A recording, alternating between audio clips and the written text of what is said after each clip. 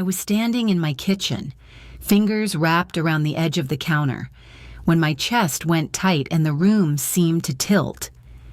The refrigerator hummed, sunlight cut across the floor, and my heart started racing for a reason I couldn't yet name. Then I realized I could hear everything clearly, and what I was hearing was never meant for me.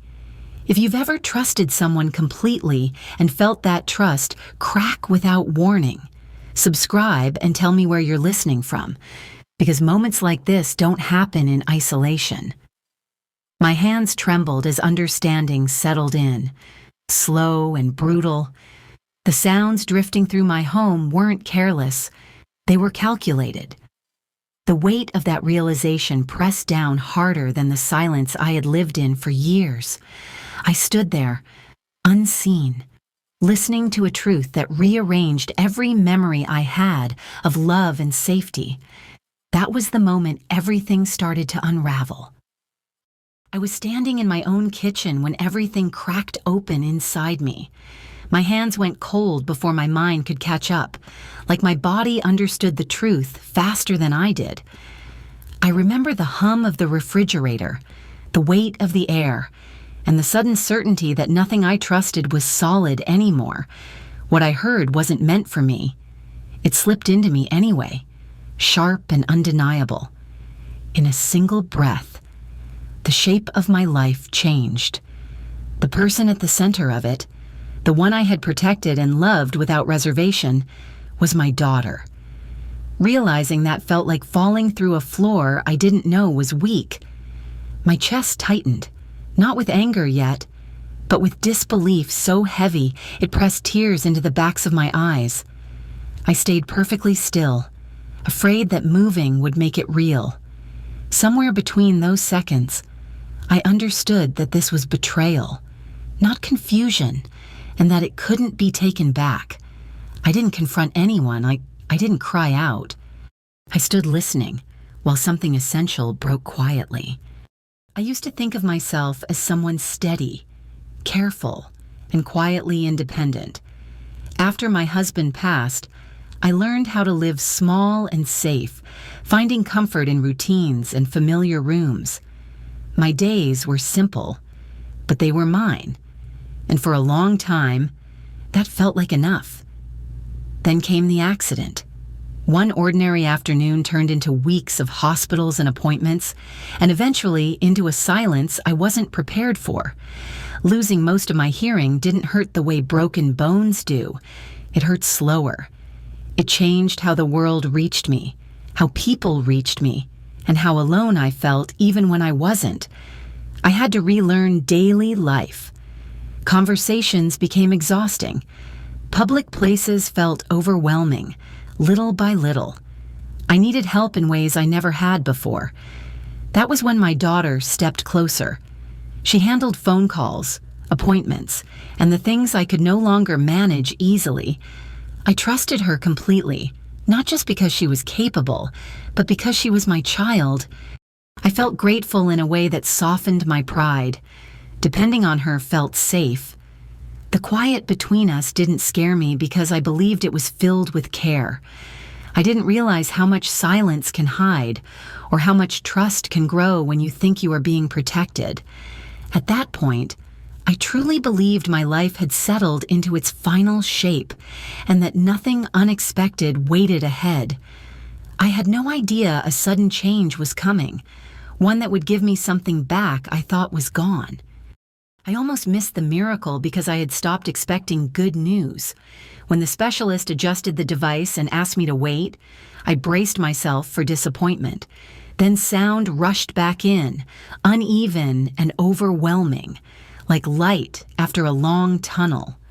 I heard my own breath, the rustle of fabric, the faint click of a pen, and I had to grip the chair to steady myself. I walked out into the parking lot feeling stunned and weightless. Cars passed, birds called, and for the first time in years, the world felt wide again. I cried in my car, not from sadness, but from relief so deep it scared me. Something I had mourned was suddenly alive. I told no one, not because I was hiding, but because I wanted to hold that joy for a moment. I imagined surprising my daughter, seeing her face when I told her I could hear again. I thought keeping it secret would make the gift sweeter, a small celebration waiting to happen. At home, I moved quietly, listening to everything I had forgotten. Floors creaked. Water ran. Voices carried through walls. Each sound felt fragile and precious. I didn't know yet that this miracle wasn't just giving me my hearing back. It was preparing me to hear something I was never meant to, and that truth was waiting in my own house. I was halfway down the hallway when I stopped moving, not because I meant to listen, but because my body froze before my mind understood why. Sound reached me clearly, casually, in a way it never had before. It wasn't whispered or hidden. It was ordinary, careless, and that made it worse. What I understood in those seconds landed like a blow. My daughter wasn't talking about me with concern or worry. She was talking about my life as if it were a problem to be managed, an inconvenience with an expiration date. I stood there, holding my breath, realizing that the future she imagined did not include my voice, my choices, or my dignity. My hands started to shake. I pressed them against the wall to stay upright. I kept thinking I must be misunderstanding, that love had taught me to hear things gently. But there was no gentleness in what reached me now. There was planning. There was certainty.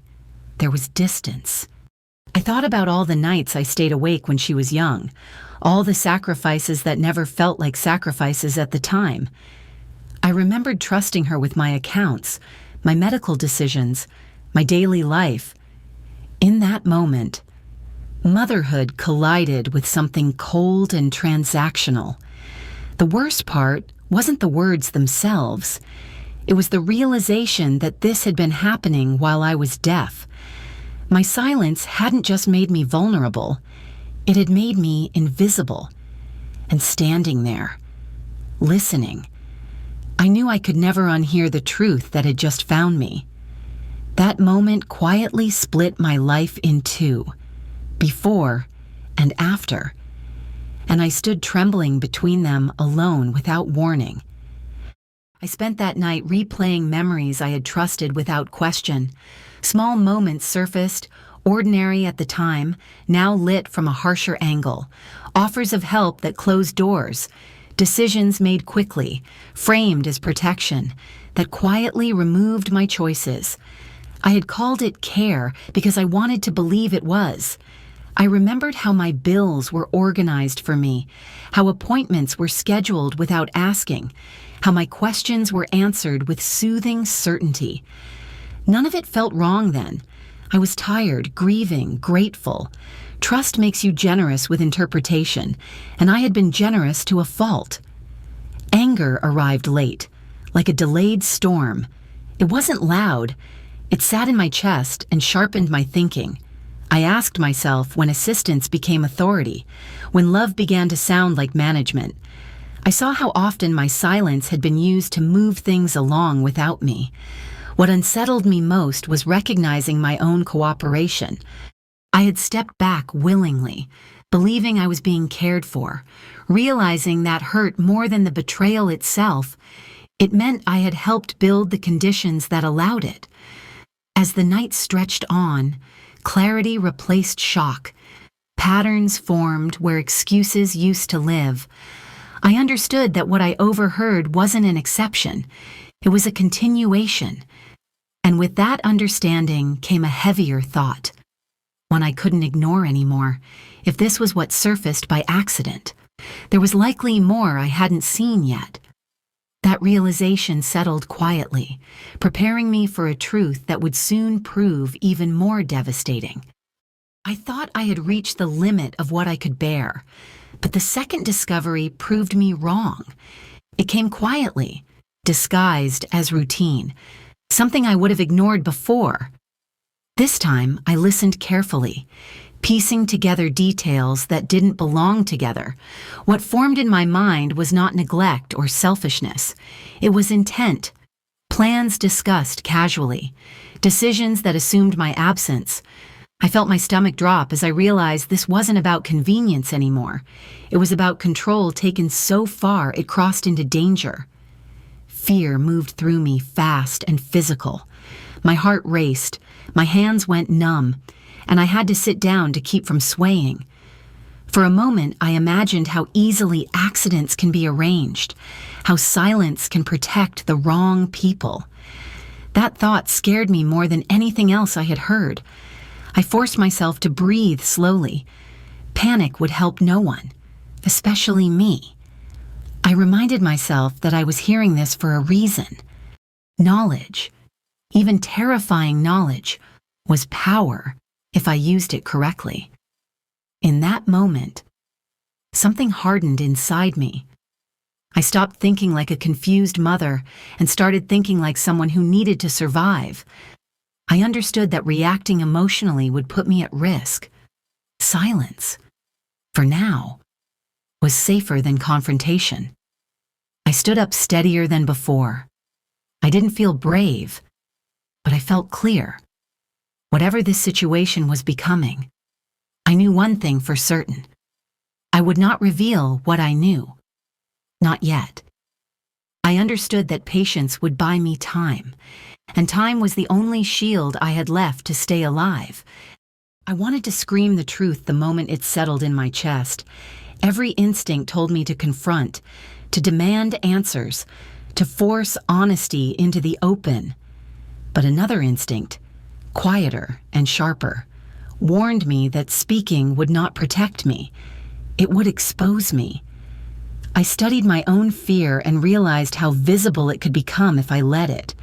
Fear changes posture, tone, timing. I understood then that my safety depended on discipline. Silence was not surrender. It was cover. I continued my days as they had been. I accepted help. I smiled. I nodded. Inside, I listened carefully, storing details instead of reacting to them. Each quiet moment bought me time, and time gave me control over my own breathing and my thoughts. There was power in choosing when not to speak. I felt it steady my hands and slow my pulse. By saying nothing, I denied anyone the chance to adjust their plans around my awareness. They believed I was still unaware, still dependent, still manageable. That belief became my shield. I stopped measuring strength by volume or confrontation. Strength became patience, observation, restraint. And once I accepted that, another truth followed just as clearly. I could not navigate this alone. Silence would protect me only temporarily. If I wanted to survive what was unfolding, I needed confirmation, guidance, and a path forward beyond instinct. I found the lawyer the way frightened people do, quietly and without telling anyone. Sitting in that office felt unreal, like I was borrowing someone else's life. Still, I laid everything out, every document, every detail I had overheard, every pattern that no longer felt accidental. As the explanation unfolded, my fear shifted into something colder. My suspicions were not dramatic or paranoid. They were grounded. Papers had been prepared. Authority had been transferred in ways I never truly understood. What I thought was convenience had slowly become confinement. Hearing that truth hurt, but it also steadied me. For the first time since the miracle, I was not guessing. I was informed. I learned how my trust had been used to limit my choices, how my vulnerability had been recorded and repurposed. Nothing about it was rushed. That made it worse and clearer. But clarity brought something back to me. Control. I asked questions. I took notes. I made decisions that shifted power, even if only slightly. Small changes mattered. Boundaries mattered. Awareness mattered most. I walked out calmer than I walked in. Fear no longer ran ahead of me. It followed behind, manageable and contained. I understood now that exposure would come in its own time. I did not need to rush it. Sometimes the strongest move is to wait, watch, and let people reveal exactly how far they are willing to go. I stayed patient, trusting that truth surfaces when pressure meets time, and that my calm would protect me until the moment arrived without warning or mercy, finally. I arrived at the party smiling, carrying a gift I had wrapped myself. Balloons bobbed gently, music played too loud, and laughter filled the house in familiar rhythms. To anyone watching, it looked like a celebration. To me, it felt like walking into a room wired with alarms. Every sound sharpened my focus. Footsteps behind me, glasses clinking, the pause before someone said my name. I moved carefully, responding when expected, sitting when guided, standing when prompted. I kept my face soft, my voice steady, my hands relaxed in my lap. I watched my daughter the way you watch weather change. She floated from guest to guest, checking the time more often than she realized. Each glance carried calculation, not joy. I noticed how certain people lingered close, how doors were gently closed, how plans unfolded without explanation. Moments stretched, cake was served, candles were lit. I made a wish I never spoke aloud. My heart beat calmly now, almost detached, because panic would have betrayed me faster than truth. Stillness became my disguise. Inside, I counted seconds. I listened for shifts in tone. For the moment, celebration would give way to intention. I felt eyes on me more than once, measuring, waiting. I let them see what they expected. Gratitude, compliance, harmlessness. As the evening wore on, I understood this was not the end, but the threshold. Whatever had been arranged was close. I felt ready in a way that surprised me. Not angry, not afraid, just prepared. When the moment arrived, I would not freeze. I would move exactly as planned. I trusted the silence I had practiced, knowing the performance ahead would decide everything, and that staying calm now was the final rehearsal before I turned the tables on my own terms alone at last tonight inside. I let the performance begin slowly. I allowed my shoulders to sag, my steps to shorten, my attention to wander just enough to look uncertain. Every movement was deliberate, every pause was measured. On the outside, I appeared tired, overwhelmed, exactly as they expected me to be. Inside, I was calm, clear, awake in a way I hadn't been for years. I tracked every face, every shift in posture, every exchange that happened when they thought I wasn't paying attention. I knew when eyes lingered on me, assessing whether I was ready. I knew when patience thinned. I leaned into the version of myself they believed in, the confused mother, the grateful dependent, the woman who needed guidance. It took discipline to stay there, to not correct assumptions or assert myself. Restraint was the hardest part, but it was also where the power lived. Time slowed. I felt it in my breathing, steady and controlled. I reminded myself that control doesn't need to be loud. Sometimes it looks like yielding. Sometimes it looks like letting others think they are winning. I noticed how confidence grew around me, how caution faded. That told me everything I needed to know. The balance had shifted, even if no one else could see it yet. As I sat there, appearing small, I felt something close to triumph, though I didn't let it surface. Not yet. The truth was already in my hands. I didn't need to rush. The moment of exposure was coming, and when it arrived, it would land cleanly, quietly, completely.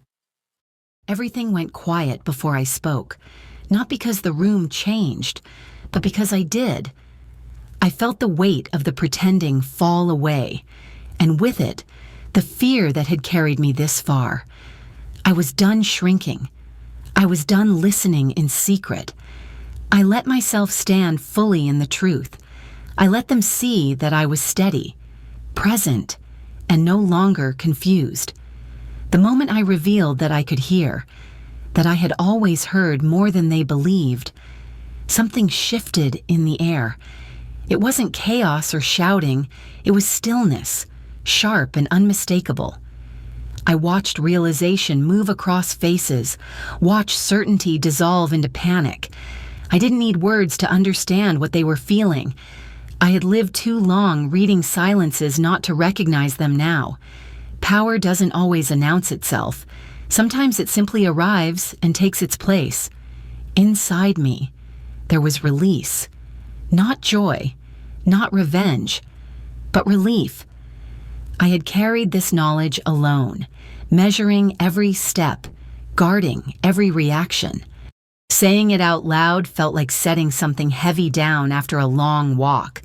My voice stayed calm because my heart finally was. I didn't accuse or explain. I didn't need to.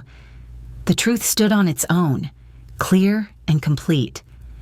I saw my daughter not as my child in that moment, but as someone who had made choices and now had to face them. That realization hurt, but it didn't weaken me.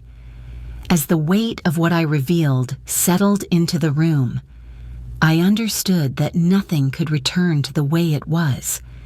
Lines had been crossed, masks had fallen. What came next would not be gentle, but it would be honest. And for the first time in a long while, I was no longer afraid of what honesty would bring. After the truth surfaced, I stepped back and let events move without me cushioning the impact. The room emptied, voices lowered, and authority shifted away from me as systems took over. I watched it happen with a strange calm, as if the storm had finally spent itself.